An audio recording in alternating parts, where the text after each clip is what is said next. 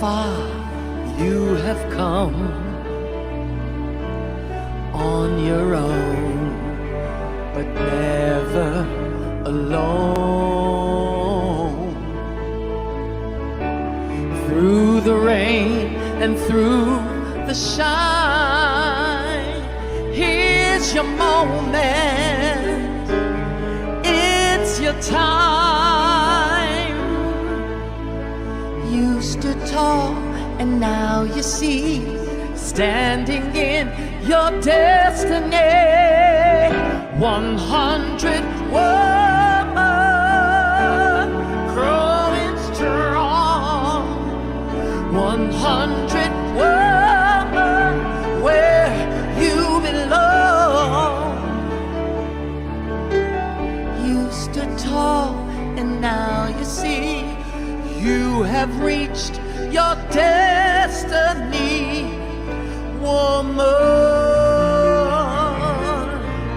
woman.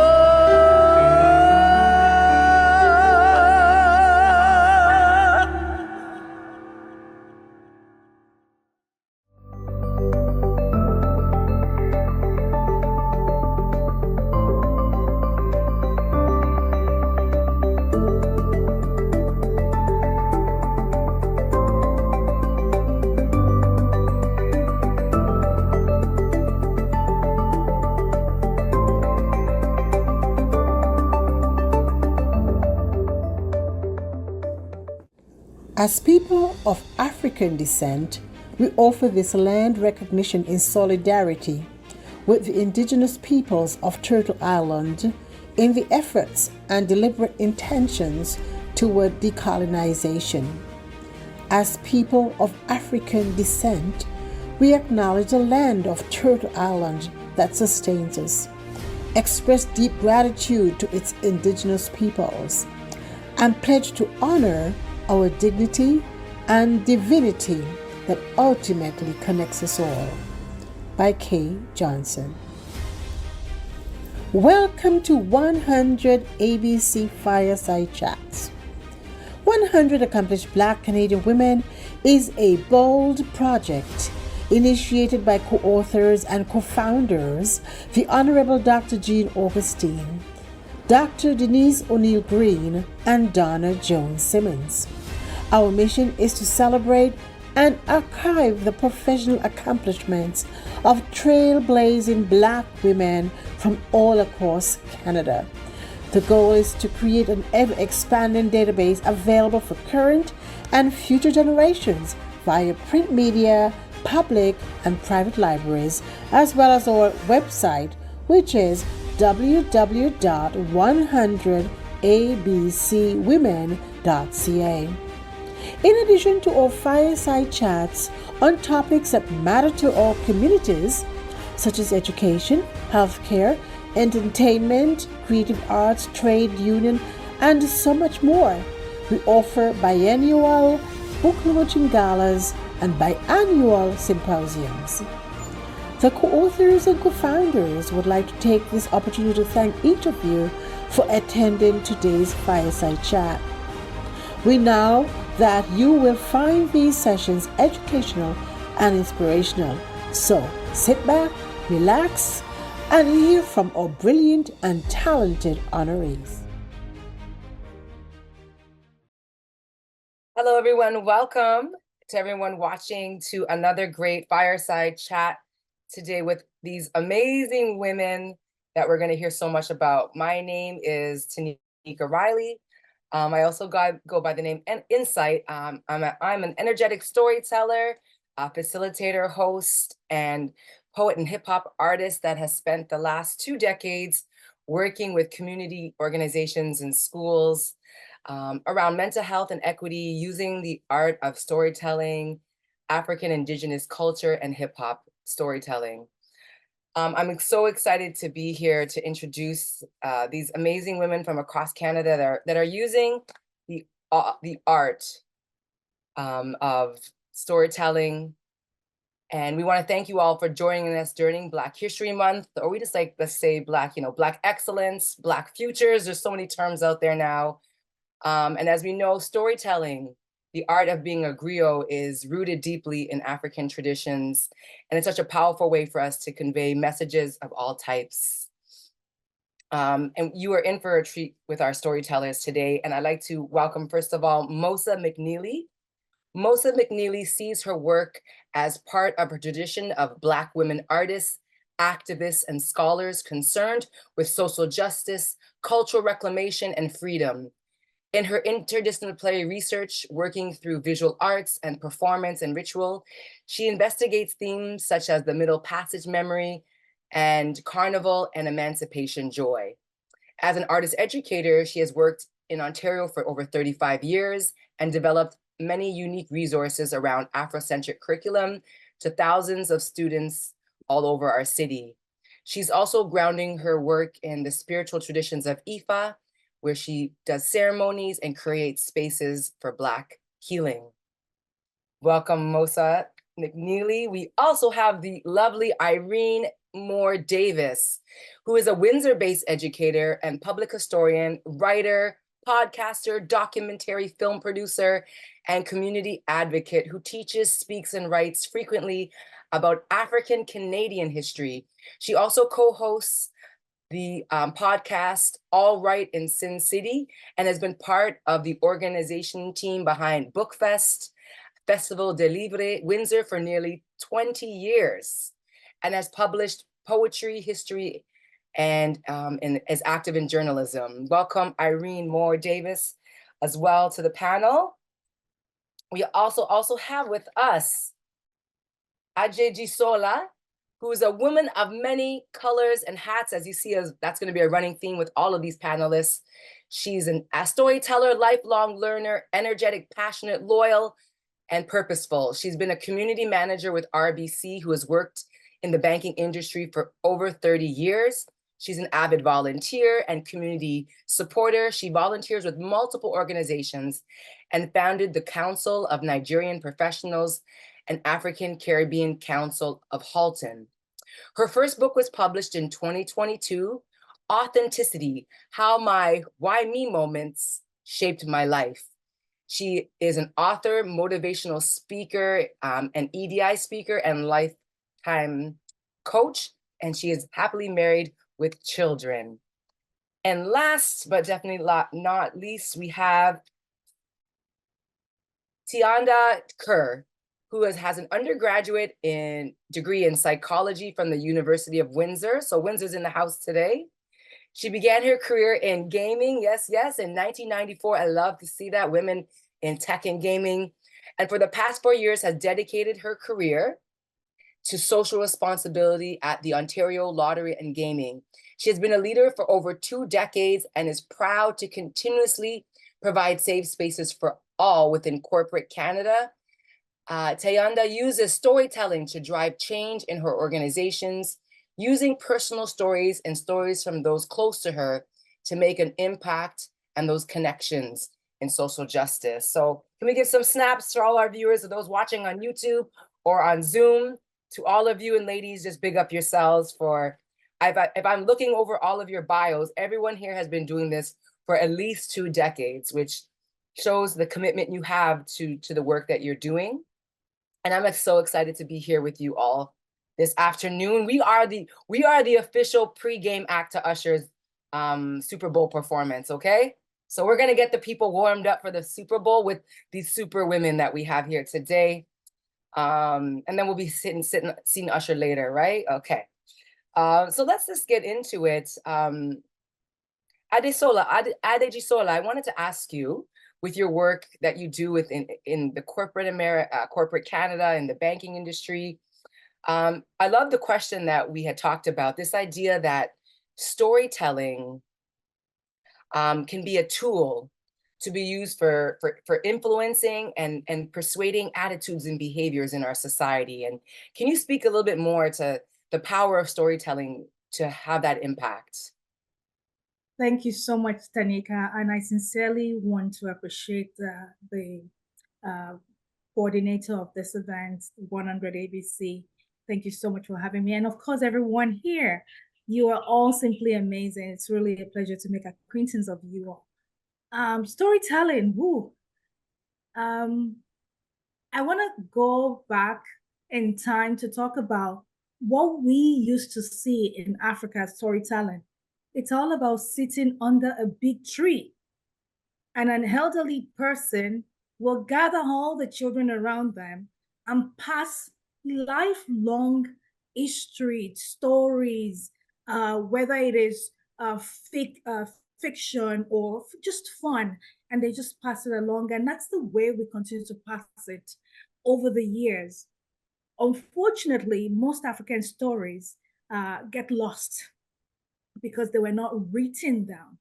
Now, from my perspective, that's really what motivated me to want to put something in writing. Because whether we like it or not, what we do today is history for tomorrow. But if it's not written down, we got nothing. And so, how can we leave something and also motivate others to do the same? So, storytelling to me is all about emotional resonance. And I feel that it's empowerment and inspirational. It also is a share of belonging. You know, when I told you about the whole grandpa bringing children together and telling them story, um, it's also about healing and mental simulation. Now, because I don't want to take too much of our time, I'll just focus on the emotional resonance. I've said it to many people before.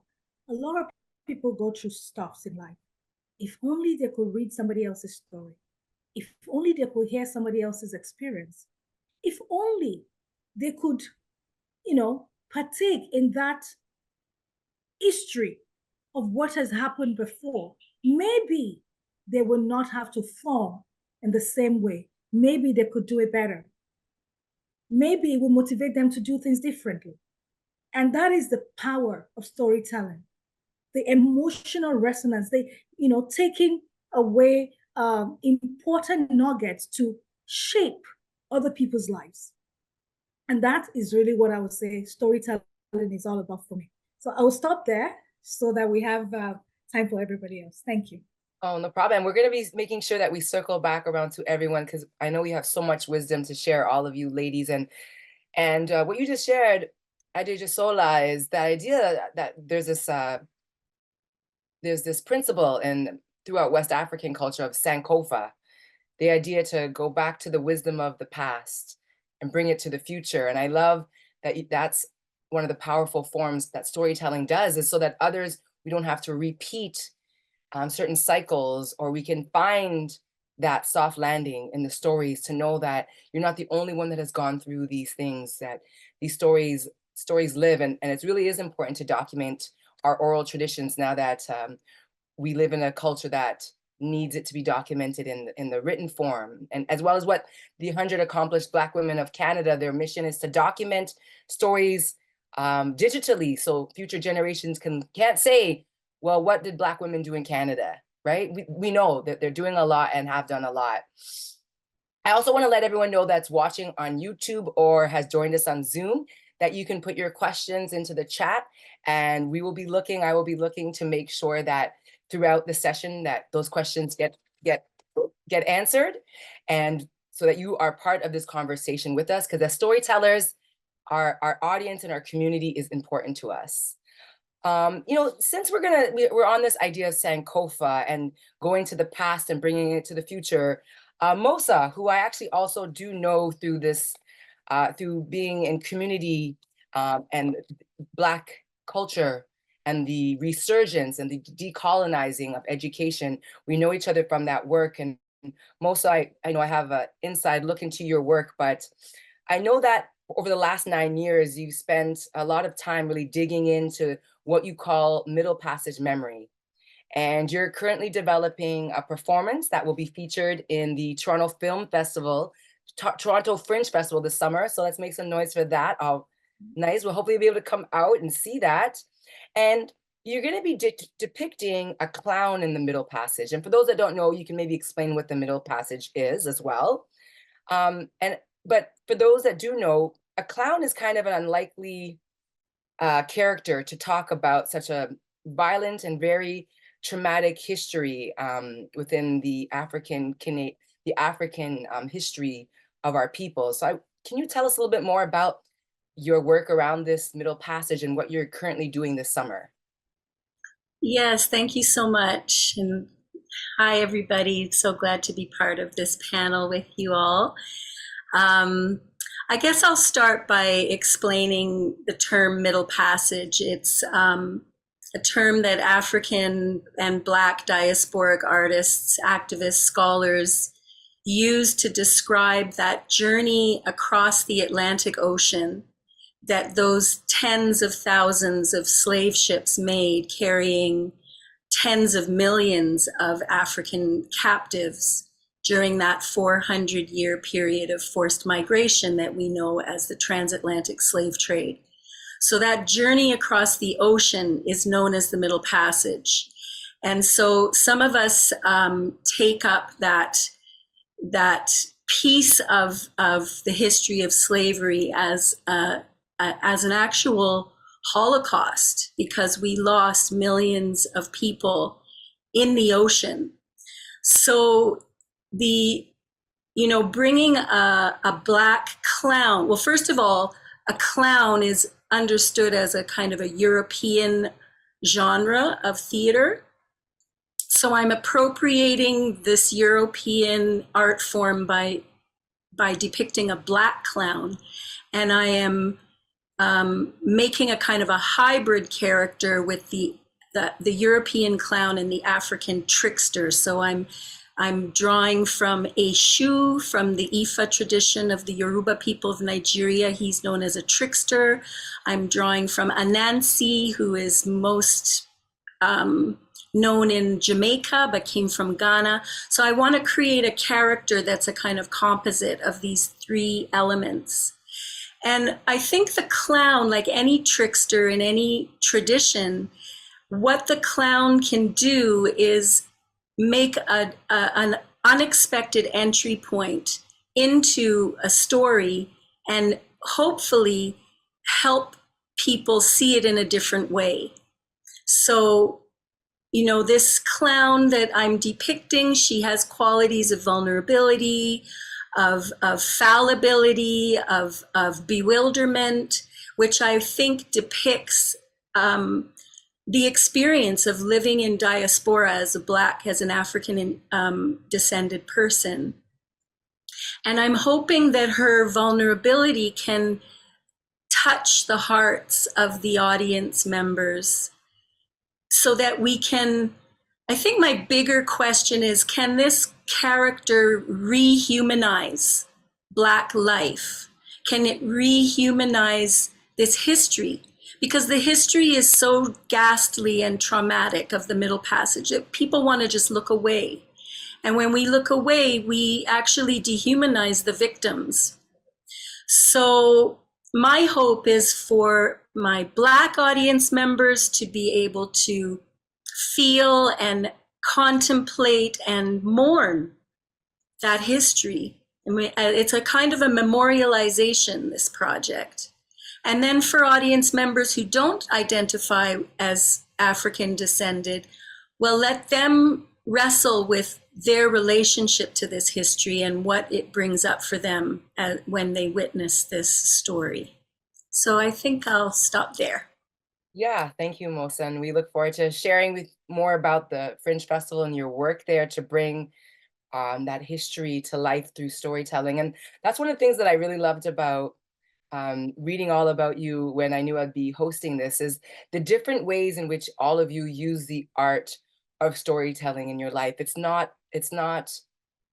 similar. There's differences and there's nuances. And it reminds me of what Lillian Sutherland, who is an amazing poet and storyteller, said: what would life be without storytelling? Like that the art form is one of life's greatest means of communications, whether it's through film, podcast, theater, visual arts, to hip hop, and the culture of hip hop, to poets. And I love that we all have a different take on that. And so I actually wanted to direct this one to Teonda about, the impact of storytelling, the importance of telling stories, for that lens of from that social justice perspective, which really leans into what Mosa is doing with retelling of these stories that we often don't want to look at because they're hard to take into our spirits. You know, why it's often hard to look at what's going on in the world right now on our Instagram and to see. So where do you see the role of storytelling when it comes to social justice and telling these stories? So for me, you know, that when you tell a story, the whole point is to get to that emotion of the receiver on the other side.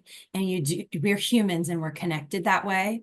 And I think for me, a lot of what happened in my job after George Floyd was murdered was trying my best, similar to what Mosa said, to giving the story life so that we are actually humanized as a people. And so my colleagues at the time had known me for 20 plus years, having worked at my organization since 99. And so folks knew me. So a little bit of trust was always there.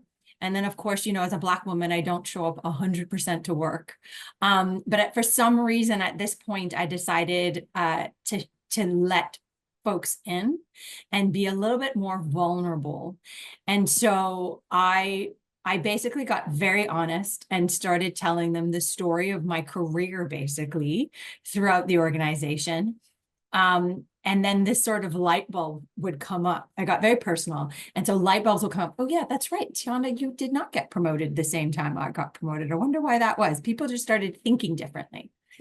And then to actually get people on board to do social justice work, to see how a person, a colleague they've trusted for 20 plus years lived a different experience in their work life than they did.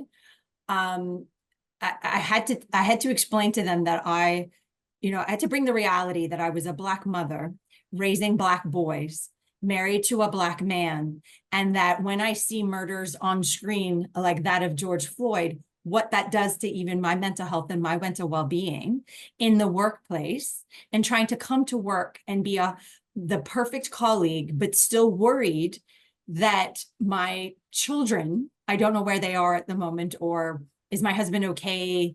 Where is he? All these different, thoughts that go through my head, that when I'm at work as a Black woman, I show up much that I am a different person than, say, my white colleagues at work. And so telling these stories, I think, people can't help but project themselves into a story when you're telling it. And so they make the connection. I remember the story when Ahmaud Arbery was killed. My 20-year-old son, that's what he did. He jogged constantly in our neighborhood, and he was around the same age at the time. And then my son would always jog at night because during the day he had school, he was studying. And so even that story came to life. And then by even me telling the story about not knowing where my child is when they're jogging and the neighborhood, even my colleagues were like, I have that fear when my kids leave. Can you imagine that it's 10 times worse because Tianda's child is Black? And so, from a social justice perspective, I brought my personal self into storytelling, telling my stories of my lived experience. And that was such a connection with my colleagues that helped them to help me advance the work and to make policy changes and to make true impact in the workplace. So storytelling is very, very big in all aspects of what we do. So I appreciate, Tanika, you saying that we all bring a different approach to it, but it's a timeless way of telling your point, bringing, like when I read the Book of Negroes, for example, like that was just this fictional story, but telling the journey of the slave trade. It brought me to a different way of even approaching the work that I was doing in social responsibility. So yeah, I'll leave it there. Thank you. And I feel like a running theme through all of this is this idea that storytelling, we know, allows to break down barriers because we're making that personal connection, like you said.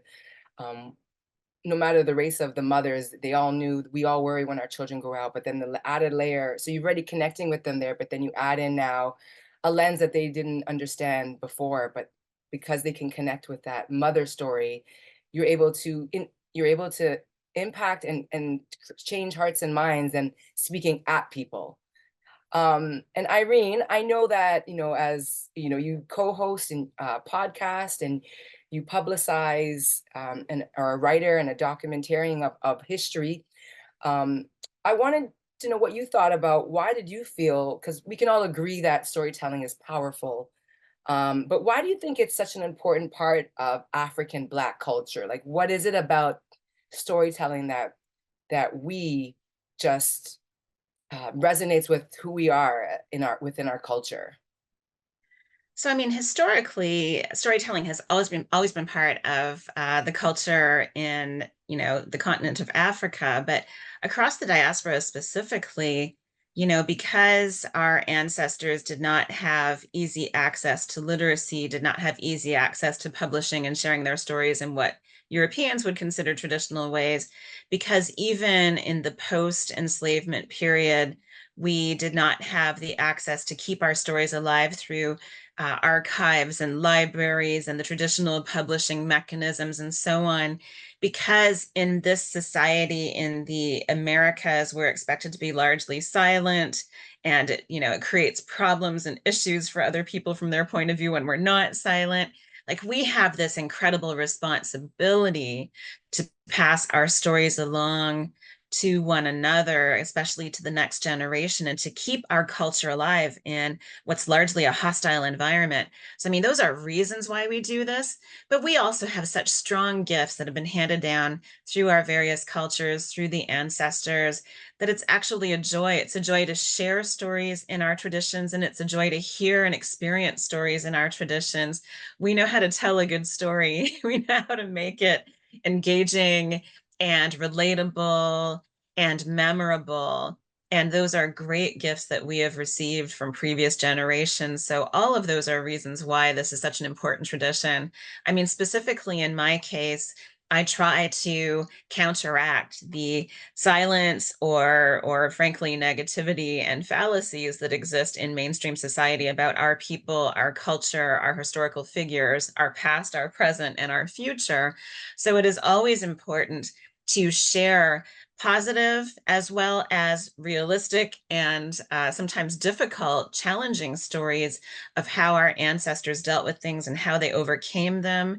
When I go into classrooms, especially of young people, whether they're of African descent or not, it's just really important to hear. It's important for them to hear those stories and to understand that the dehumanization of people of African descent is sort of a cultural norm in this mainstream North American society, but we're going to keep humanizing the ancestors, sharing their details, describing them as people who were dealing with incredible odds and who still managed to overcome them, and that all of us who are in the present day can use those gifts and do the same thing, if there is the collective will to keep advancing the goals and the individual will to keep fighting.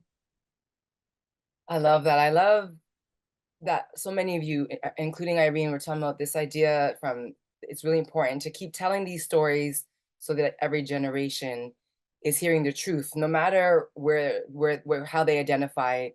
And especially, I do work in the schools as well, and it reminds me of just last week I was at a high school, and just even talking about why African history is world history, right? Just to find this, just the like basic knowledge that if archaeologists and anthropologists, including like white anthropologists or European, have said the first humans, the first cultures, the schools actually were found in the Rift Nile Valley in what is now Ethiopia, in East Africa. And that is, so African history is world history, or African Canadian history is Canadian history. Like, and we don't need to separate. And it's so important I have teachers that look at me like I know that don't know this fact, and so important that we keep telling these stories so that the next generations are aware of what is happening. And Tayonda, you also do a lot of work where your work is rooted in the next generation. And I wanted to ask why you thought storytelling was important from generation to generation, from your perspective in the work that you do.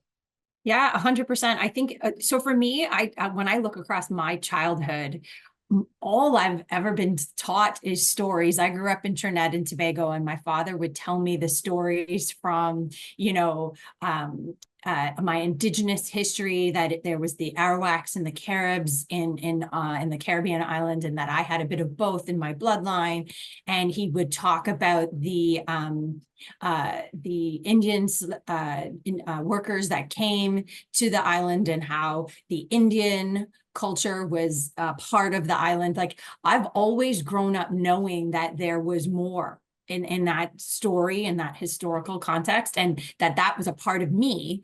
And there was this strength that came from that.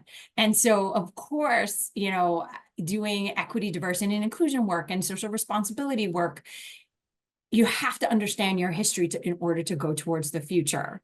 And I think it's very, very important to tell those stories and to remind our children, our younger cousins, of the strength that is of our lineage. I tell people all the time, when Barack Obama became the first Black president, I'm just like, it's good for you, North Americans, but I've had a Black prime minister my whole life. Like, you know what I mean? It's new to certain folks, but we need to tell that there are Black leaders all over this world. We are an important part of our Earth's history, and that story needs to continue from generation to generation. And so my children I hope anyway, that I hope they know that they are not less than. Like, I don't even use the word minority around them. I don't like that description. I don't even know why people use it. It's not even accurate, actually. I don't know if we all know a very famous storyteller from our, Jamaican Canadian D.B. Young. He uses the term global majority people. Yep. And I think so. I would encourage all of us on this call, the work we do, because I use it and I give credit that I learned it from D.B. Young, but we are global majority people. 100%. Minority. Exactly.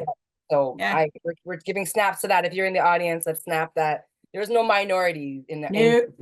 And in there's our nothing. culture. There's nothing minor about us. Yes. No. Yeah. So and that's just I let my children know the rich cultural heritage that they are a part of. I hope that I try to take them back home as often as possible, so that they get and they understand, even from the stories of my aunts and my uncles. Just like, sometimes there might be just someone on the beach telling a story about why the water is receding, or whatever the case may be. I don't care. I want them to learn story after story, so they understand the way our world works, the way how human behavior is, why we as a Black people are so resilient. Further to what Irene was saying in that historical context, we are a very resilient people. We can overcome it all. And so, with all of the things going on in the world today through social media, climate change and war and hate, it's so much for us. But remember that we are a resilient people, and we will get through this using the tools and tricks that we have, that what we learn from generation to generation. So, to answer your question there, Tanika, after the long-winded lead up, it's very important to me. And at work, when my close friends tell me things like, oh, I didn't know that, I take the 5 minutes and tell a further story, so that they go home with an aha moment, or I didn't know that, or it was great talking to Tianda today, I learned something new. You got to send it down, whether it's lateral, people my same age, or passing down the generation. The stories need to be retold. I believe it's really impactful for us to do it that way. And you hit on something that's very important, as you're saying, we're looking, any of us who has social media, if you don't, thank you. It's kind of good sometimes not to, because there's so many stories that we're seeing. And here's the two sides to it. One, they can be curated, right? They say the algorithms can be created to just, people are going to stay in their echo chamber of their stories that they see. So that can be very limiting if we allow certain entities to be the controllers of stories, right? So it's so important, as all of us with our diverse cultures and places of birth, that we tell the stories, that we tell all of our stories, so that they're different. But the second part of this, seeing stories on, whether it's the news, social medias, we're taking in a lot, we're consuming a lot, whether it's the wars in the Congo and Palestine, whether it's Black Lives Matter, and continuing to see that, Black bodies don't matter, to just the onslaught of, beauty standards. It can really affect our well-being and our mental health. And so I know that Adejisola, that it's really important to you in your work, the impact of storytelling has on our mental well-being and mental health. And I wondered if you could share a little bit more about that connection, aside from the fact that we know seeing others go through stories or moments that we've experienced, it helps us to not feel alone. Being like, oh, Irene, she also went through a divorce. I mean, Irene hasn't, I don't know her like that, but I'm just, for an example, Irene, I'm not putting your business out there. Like, people are like, Irene, you divorced? No, but let's just say Irene had. This is how rumors start. Okay, they're not. So I'm gonna take it back. Let's just say, Irene, I'm just gonna guess as a woman that you've had some heartbreaking relationships. Okay, that's gonna be a one that we all can connect with. And maybe you didn't know, you've never thought that other women could go through that in a specific way. And you hear Irene's story and you're like, ah, okay, I can get through this heartbreak. But Ade de Sola, can you share a little bit more too about how stories can really affect our mental health and well-being? Thank you again. And oh my God, did I learn a lot already?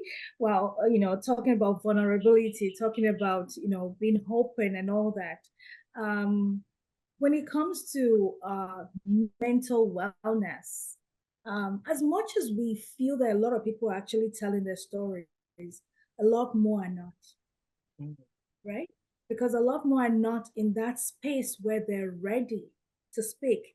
Tionda, you mentioned that you used to keep quiet, but then George Floyd happened and you opened up. And I can tell you that there's still so many people still struggling to speak. And so when we continue to open up and speak about experiences, believe you me, a lot of people are gaining strength from that. Because when you go through life and you can't, you can't share. They always say a problem shared is a problem. At least it's 50% solved or something like that. But if you can't even share it at all, it's definitely going to affect your mental wellness. It's going to affect your overall holistic being. And so what I want to say first and foremost is 100 ABC women, keep sharing your stories.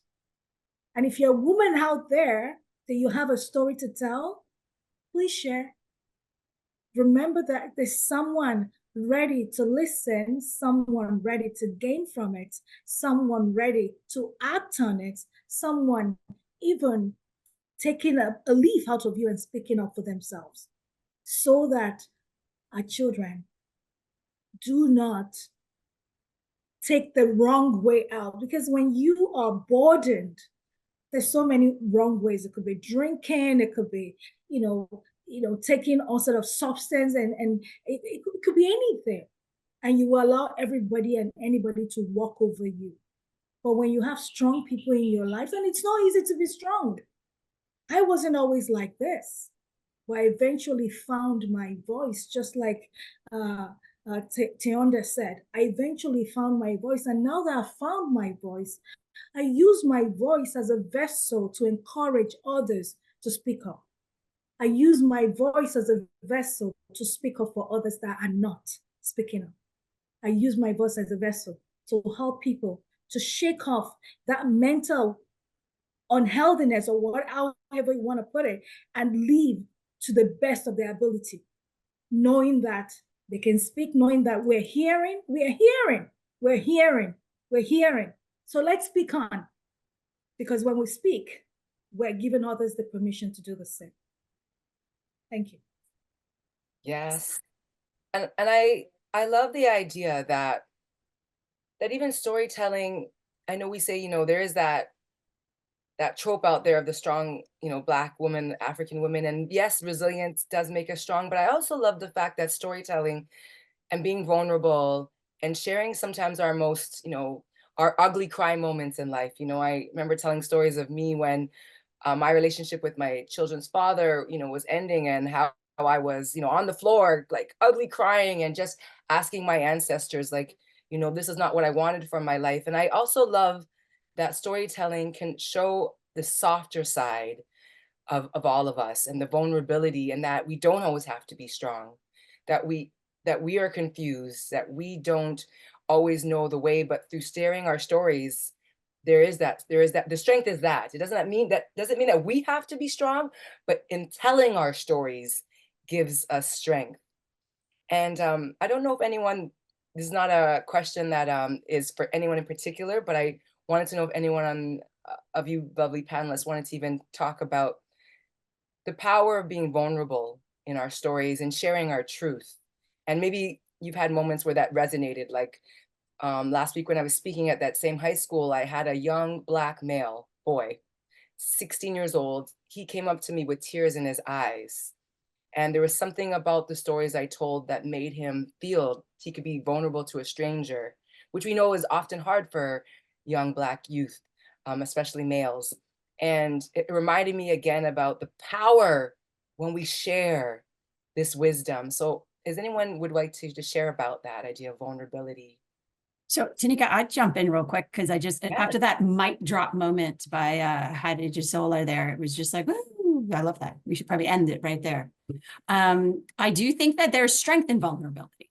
I don't know where, the two became, if vulnerability and weakness became the same. It's not. There's a strength in vulnerability, sharing, your experiences and helping someone else. I think as human beings, we were put on this earth to collaborate, to be in service of one another and to help each other out. That's why humans were created. It's why we're so completely different from all the animals on the planet.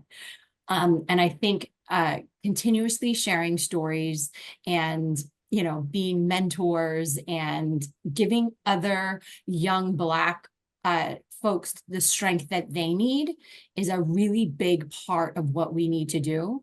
I think in this latter half of my life, as I tell folks, that's what I want to do. I want to just consistently give back, share stories to others. Doesn't matter your age group, because frankly, at any age, you can have this aha moment to use your voice and use your voice for others. But I do think that me personally, I personally suffer from depression and anxiety. And so I have a practice of holding things in. I've been through cognitive behavior therapy, learned that, writing things down on journals, sharing your feelings actually connects people. People understand. Like, I didn't know that about you, Tianda. Thank you for telling me. I understand that, your brain works differently. So here's how we should approach. It opens up the vulnerability in others. And I think we need to continue sharing in safe spaces as much as we can, because human beings will always come to you and serve you and help you. And because that, the underneath it all is that love that connects everyone. And I know sometimes that can sound all, very magical, and it doesn't always happen, but we have to keep showing that there's light in darkness on a consistent manner, because that's what's going to eventually become contagious and will be lighten up the world all the way around. So that's what I would say about vulnerability. And I would add to that, if I could, just, it's also about counteracting those narratives, those prevailing, pervasive narratives that have been handed down about us and circulated about us.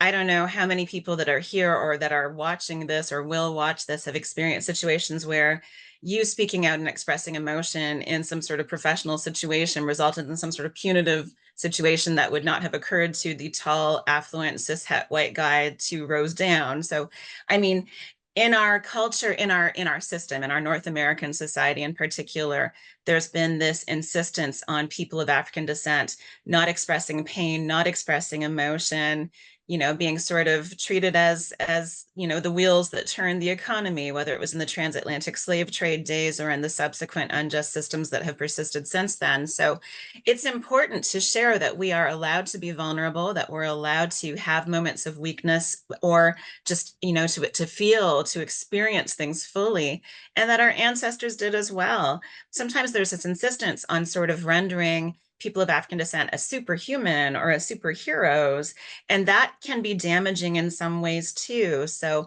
when I'm talking about the bravery, the courage, the resilience, the determination of the ancestors, I also point out that they struggled, that sometimes they fell into moments of depression, that sometimes they really suffered, that sometimes they missed their loved ones, that they went through things, and that these are also reasonable things to expect when we are fighting for justice in the present day. A shade of that. And I love this idea that as well. And I don't, maybe most I would even like to check in on with you with this, as someone, and all of you as storytellers, and I'm not sure if you feel that when you tell stories that you're tapping into, because I'm a poet and hip hop MC is how I tell stories, and I've written a few pieces where I've said to people after, that wasn't me that wrote that. Like I channeled something that wanted it to come through me to share something. And I know, Mosa, you practice in the traditional Ifa traditions, spiritual connections. And as a storyteller, do you ever find for you that storytelling is a connection to the ancestors, is a spiritual experience that you're experiencing, and how so? Yes, definitely. When I think about coming to this, this research about the Middle Passage, I came to it reluctantly because I was afraid to wade into the Atlantic and face that sorrow and horror. And so I have to understand that I was pulled in. It was an ancestral calling for me to do this work because I was kicking and screaming, saying, no, no, I don't want to spend. And here I am 9 years later, I'm still in it, So definitely I feel compelled to tell these stories because I feel I want to speak for those ancestors who died by violent means, whose names we do not know, who did not receive proper burial. I want to honor them. I want to remember them. I want to memorialize them. There have been, many different peoples who've had histories of violence that they have memorialized. And that is part of how we can move into the future more whole and more healed, is if we are able to process this history. So definitely it's ancestral work, it's spiritual work. And, through the teachers that I've studied with, I've learned about Ifa. And so I do, this Middle Passage work is definitely making my devotions to Yemaya, the Orisha or deity who governs the ocean realms, and Olokun, who governs the deep ocean. And that's where our ancestors' bones are lying. And it's not a metaphor. It may sound poetic, but there truly and literally is a path of African bones on the floor of the Atlantic. So it feels like I'm compelled, like I'm not really choosing to do it or not. I feel that I'm compelled to do it, and I do understand that as an ancestral calling. Ah, yes. Ooh, let's take a breath for that, right? Whew. Because there is so much work. I believe the ancestors and those that come before us, their stories and the wisdom. Again, Sankofa, where we look at the world now, what wisdom do ancient African and even indigenous cultures, what knowledge and wisdom and ways of being do they have? Did they live that has a place in our life here again? What the idea of storytelling is also to not repeat the past, but is also to remember it and bring it to the future, so it doesn't just live in these books or in these stories. And Edisola, I wanted to know from you. I know that you come from, your homeland is Nigeria, and I don't know if there's anything around coming from the continent and being a storyteller in your work in corporate spaces that you'd like to share with us. Thank you so much. I was smiling when Mosa was mentioning Ifa, Olokun, Yemoja, because those are actually gods in the Yoruba land. And funny, I'm actually writing a play around them because I feel it's important that people get to understand some of these traditions. I know, the different faiths was brought into Africa and people gravitated toward it. But we've seen so many gods, the gods of Egypt, the gods of, all those superpowers, but we do have those superpowers too. And it's important for us to understand our culture. So I will definitely be getting in touch with you, Mosa, around that.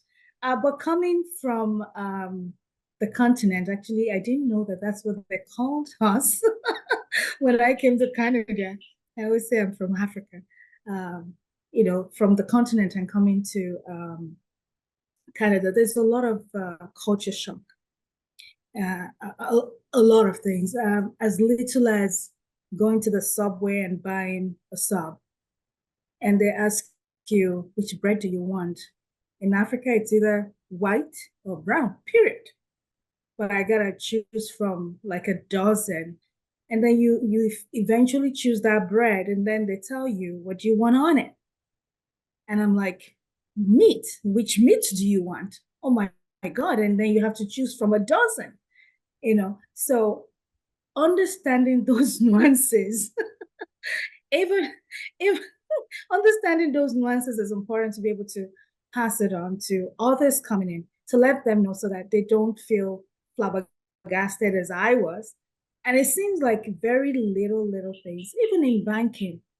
I came in, our resumes, we put out whether we are married, whether we are, we have children, our age and our resumes. And that was the way I was sending it out, and nobody was calling me because they think, oh my God, is she too young or too old or whatever, everything comes into it. And so learning all those little things and sharing, again, helps the other generations or the new ones coming in to say, yes, I got it. And, I want to quickly go back and touch on vulnerability a little bit more, because at times we don't want people to, like you said, Tanika, to see that ugly tear. We don't want people to see us in a low, Facebook is all about, I'm having the best life. Twitter is it's all about me. I'm the best thing since sliced bread, but that's not the entire story. So what stories are we telling?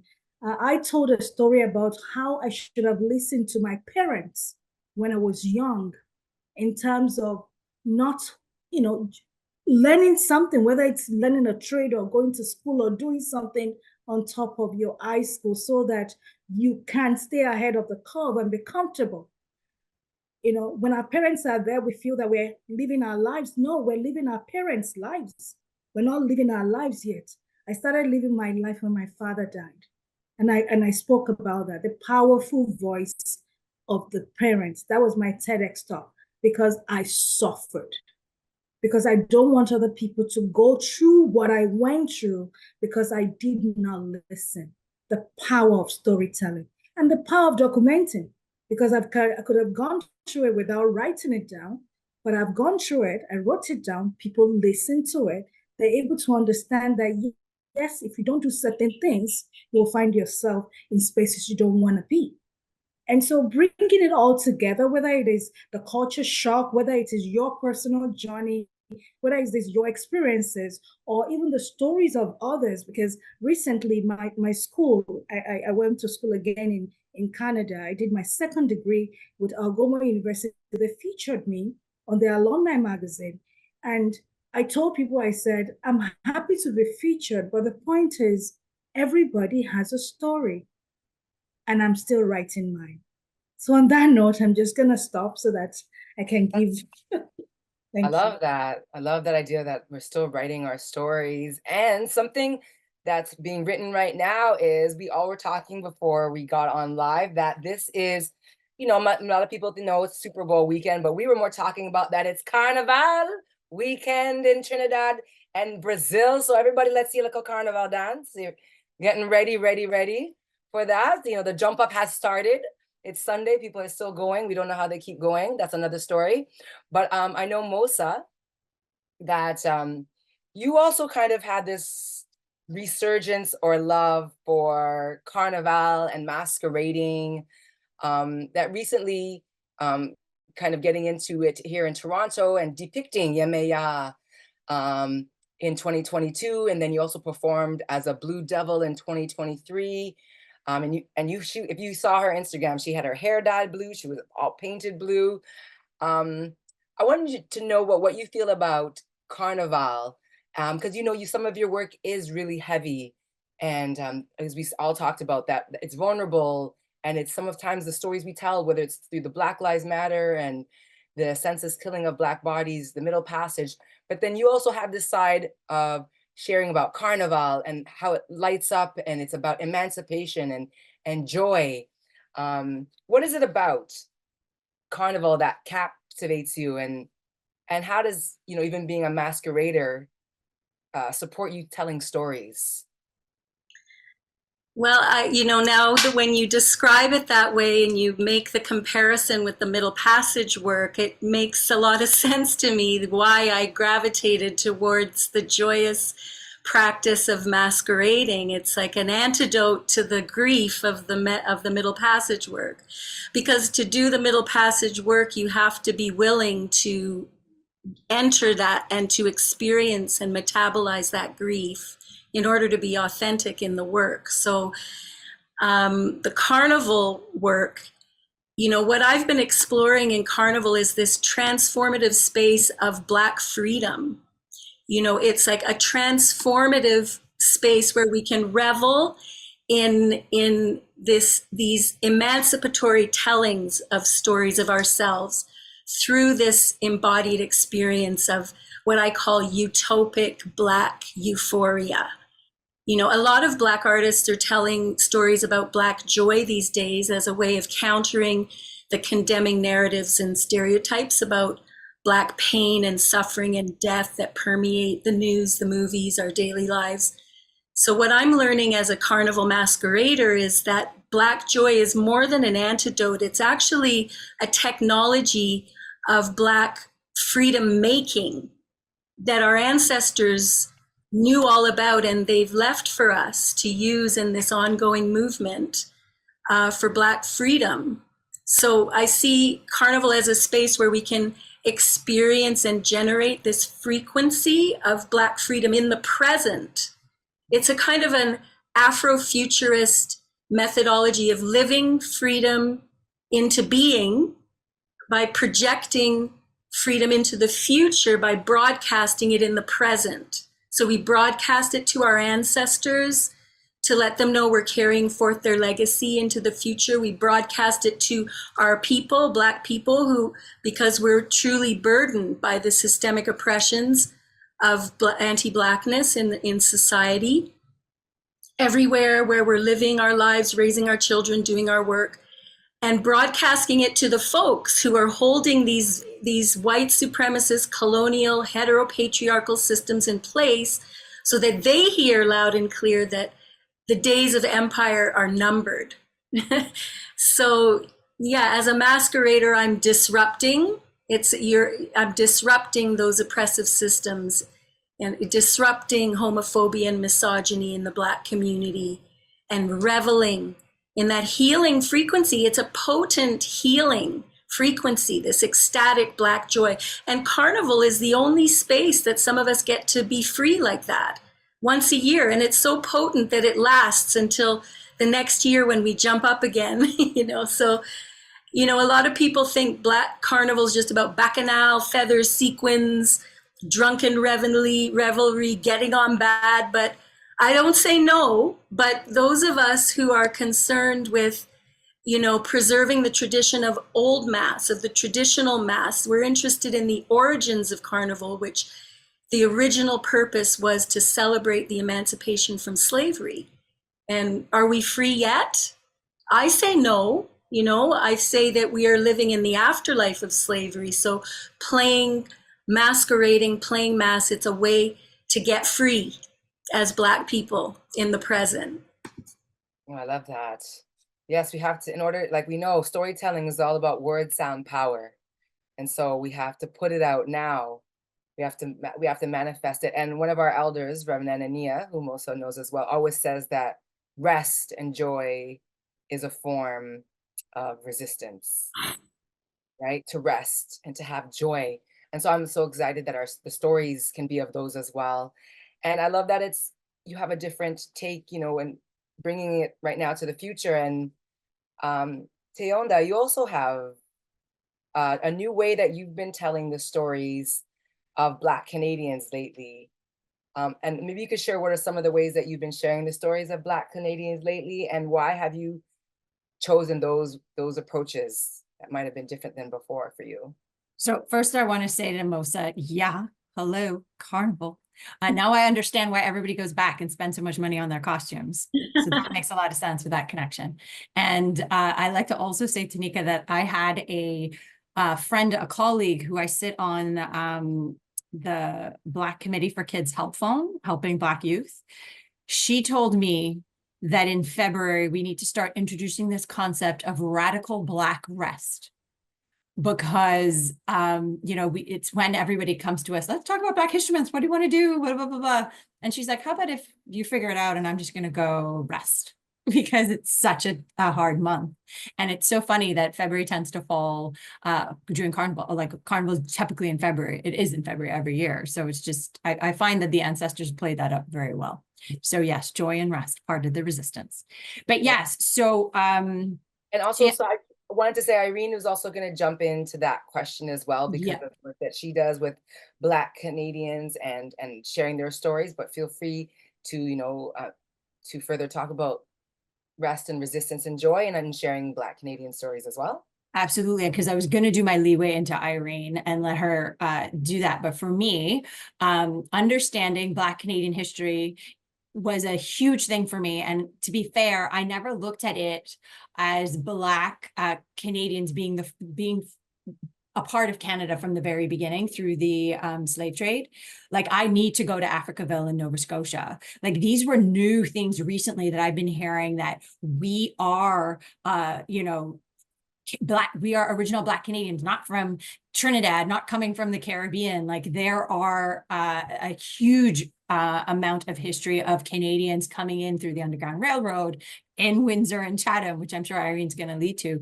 But yes, I think telling that Canadian story is very important, because people tend to look to the US like slavery only happened in the US. And that just bugs me. I'm just like, no, there is a huge history of Black Canadian culture from the start of Canada on the Turtle Island. And please, let's listen to those stories. So I'll throw it over to Irene, to the historian, to sum it all up. Yeah, Irene, tell them, because we've been here. We done been here. Oh, for sure. I mean, the Maroons in Nova Scotia, bringing the saltfish, right? Why? And then getting around. Oh my gosh, there's so much. I mean, the first two things I want to say is I've loved the last portion of this discussion. I've loved the whole discussion, but I mean, I have the not really unique, but special and wonderful perspective of being the daughter of an immigrant from Trinidad and Tobago. So I'm very familiar with Carnival, but I'm also a sixth generation African Canadian on my mother's side. And so, on the mom's side of the family, the Underground Railroad portion of the family, the thing that is closest to Carnival for me is every year going to North Buxton for homecoming. We literally celebrated our 100th homecoming last September. Every Labor Day weekend, that's a place where Black people of Southwestern Ontario get together and feel really free and can truly be ourselves and just enjoy a safe space around each other, thousands of us. And it's the most beautiful thing. And I encourage everyone who can get there to check that out sometime. When does it happen? When does it happen? It's Labor Day weekend every single year in North Buxton, Ontario. The thing is, there are all of these stories to tell. And even now, when I'm engaging with young people and peers and people my own age and older at this time of year, with no disrespect to our American siblings in the struggle, I hear so many stories of Rosa Parks and Frederick Douglass and Martin Luther King Jr. I find every school I go into, they've got some kind of display they put together about Black American, African American history. Those are great stories. Those are important, but we need to own and really embrace and learn from our own stories here in Canada, as well as throughout the rest of the African diaspora. There's much more to learn about than the US civil rights movement, right? So we need to be doing that throughout the year. And I'm really encouraged that here in Ontario, we're going to have a push towards more Black history in the mandatory social sciences curriculum starting in 2025. That's a beautiful thing. Let's stay on top and make sure that it meets our standards and expectations and is not just a checked box, right? We want to make sure those stories are told well. But, we have to reach out to the young people, well, to everyone, but especially the young people. I've spent a lot of my career writing academic papers and, speaking at conferences and stuff, and that's really great. And obviously teaching in post-secondary, that's what I've really been doing. But Now there's a need to use more digital resources to create short documentaries. We've created most recently a couple of walking tours of Black history here in Windsor, and I know that's happening elsewhere, supported by a mobile app. Like, those are the kinds of things we've got to be moving towards so that we can make sure that these stories really engage and resonate with our young people, and not just our young people, but all the young people. I really believe that everyone who is living in this country needs to know about the contributions of Black Canadians to this country. We didn't just arrive, although the significant contributions of those who have arrived in recent decades should not be diminished, but we have had an impact in making this a country that everyone wants to come to. The social justice and the wonderful things that we are known for in this country, a lot of those were achieved by the hard work and the struggle and the advocacy of people of African Canadian descent. And we want to make sure everyone understands that they are walking into a beautiful situation for which we largely paved the pathway. Ashe, yes. We're doing our carnival, snapping on all these beautiful, amazing pieces of wisdom that everyone is sharing. And I want to say one thing to our audience. Again, in a few minutes, we're going to be taking, if you want to, if you're on the Zoom and you want to unmute and ask a question, or you have a comment to any of us, you'll be able to do so, or you can continue to type any questions that you might have in the chat box. But I wanted to ask all of you quickly to kind of just, if people are interested, say there's people listening online that are interested in the art of storytelling, like they love to listen to stories, they felt the impact of a good story in their lives to shift them, to move them, to get them out their comfort zone and standing in their purpose and creating a new future. Do you all have any tips for those listening? And even for myself, because I love to listen to storytellers, so I'm always constantly learning and growing. So any tips for each other and for those listening on what you feel is key to being an effective storyteller, a storyteller that moves people into action or moves them into shifting their heart? And whoever wants to take, I'd love to see if we could hear from each of us before we briefly before we go to the audience.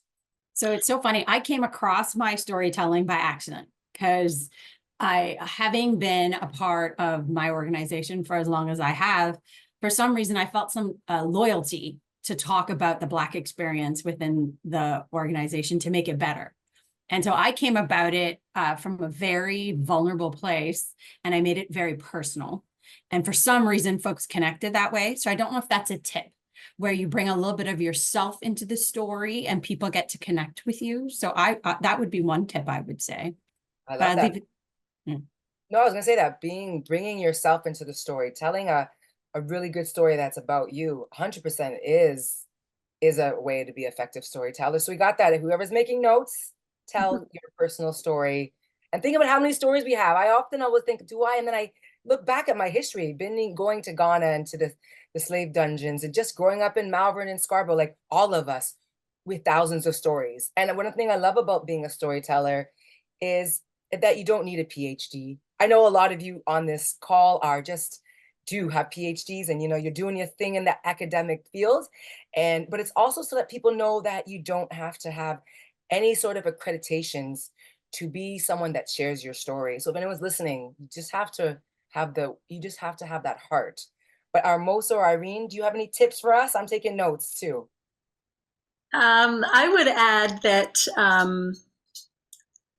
speaking emphatically to really convey a passion about what you're telling, I think is really essential to captivating an audience as well. And I also agree with the vulnerability piece, because it takes courage to be vulnerable and to tell something personal. And I think that courage is so it's so captivating for an audience. It makes you catch your breath. You're on the edge of your seat, feeling vulnerable too with the storyteller. So I think that's really a key element as well. I would add that emphatic, because and trusting that your story is worth telling, and that somebody is going to resonate, because that's part of what Adeji Sola was talking about, is this people don't speak because, they're afraid. But if they see you risking, it is a risk. It's a risk. You take a risk when you when you choose to be vulnerable. And so you sometimes have to be careful to make sure you're not going to encounter harm, or you're risking that possibility. But that, I think, is what is captivating for the audience, is if they think, okay, maybe I can take that risk too, Okay, so I love it. We have telling a personal story, being courageous, being vulnerable with those that you're telling stories. And Irene, what else would you like to add? I agree with everything that's been said, and I'm going to add the little technical portion. I Sure. mean, if you know in advance that you're going to be telling a story to people, make some decisions ahead of time, not huge decisions, but what are the things I really want to accomplish with telling this story? What are the feelings I want to evoke? What is the goal that I have? What is the truth that I want people to walk away with? And then feel free to edit yourself. I know sometimes when I'm listening to storytelling or storytellers, I, like anyone else, can be susceptible to too many details and tangents and things that go in multiple directions. So have a clear pathway if you have advance notice, and if you're not called onto the spot, have a clear pathway in mind. You want a beginning, a middle, and an end. You want to keep people engaged. You don't have to talk about the in-laws and the aunties and everything along the side. And, back when you were 6, I mean, you have some goals. You kind of stick to those goals. You make it really count. And, James Brown used to talk about, you want to kill them and leave. You want to leave them wanting more. So you don't have to include every detail. Leave that for your memoir one day. Include the stuff that's really going to capture people's attention and make them want to know more. That's what I would say. I love that. Feelings and intention. And I love that you said the truth that you want people to leave with or know. That was great. And I guess I can add, as a someone that uses poetry and hip hop, I do find that including that kind of musical poetic interlude in between speaking, which is, I get something again that is very much from the African culture. Like, as we know, the griots, they didn't just speak; they might have acted, and they were singing, and it was kind of like a whole multidisciplinary experience. So I find that, like, whenever I'm with my audience and I'm reading their energy, I'm feeling them as I'm there with them, because it's this energy that we're creating together. If I feel it maybe dipping, then I will know to include, like, to stop and do a poem or something that will just capture them and kind of shake up their mind. So if there's anyone out there that is a storyteller in the realms of singing, poetry, even using one of the elements of hip hop, which is emceeing, find that can be really powerful, as well as just speaking. So I'll add that in there too. I'm going to use that. I'm going to use that. I'll add a theatrical kind of spin on this, is when you're crafting a story for theater. I've learned from my dramaturge, you think about the narrative arc, like where the story's going. You think of what is the climax. You think of a twist. So there's a surprise. And then what is the resolution? It doesn't mean you have a happy ending, but you figure out where this narrative arc lands. So those are a couple other elements. And in our storytelling in the Black diaspora, we work with, like you're saying, Tanika, with the rhythm and the rhyme, and there's a cadence to how, which is also very captivating if you are working with those elements, to how you deliver the words as well. Yeah. Oh, well, so we could do a whole masterclass, maybe 100 ABC women. We're going to just actually do a masterclass in, now that if you like this session and you were like, okay, I think I want to step into storytelling, we can keep going further in how to do it in your unique way. Because one of the things I loved about all of the amazing panelists today was that everyone is telling a story in their unique way, in unique spaces, whether it's corporate, Canada, whether it is in educational and organizational institutions. We're all using the magic of this ancestral work of telling stories in ways to shift minds and hearts. And I think that is what the world needs right now. We need storytellers to come back and tell the stories so that we can all connect back in as a human family and find our common humanity, which is Ubuntu is the word that is used. It means I am because we are.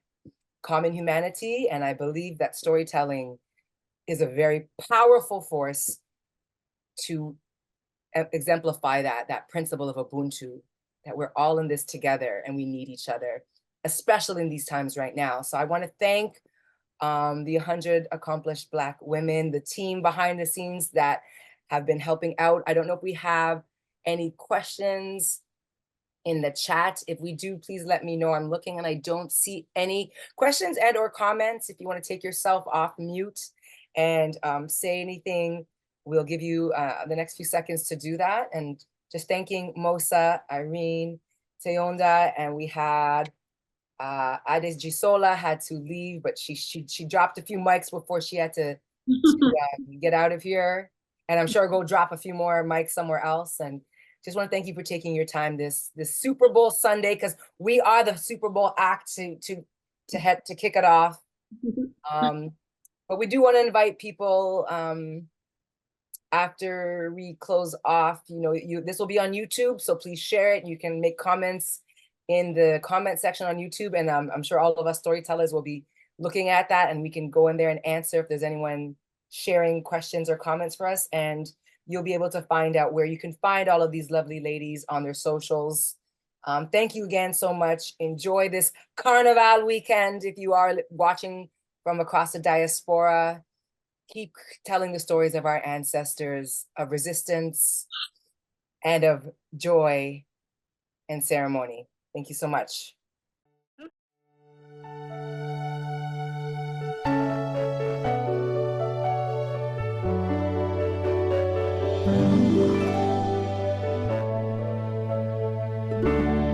Look how far you have come on your own, but never alone.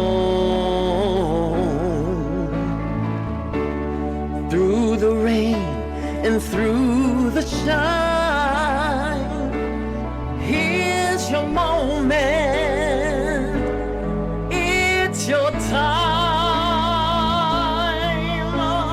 You stood tall and now you see, standing in your destiny. 100 woman, growing strong.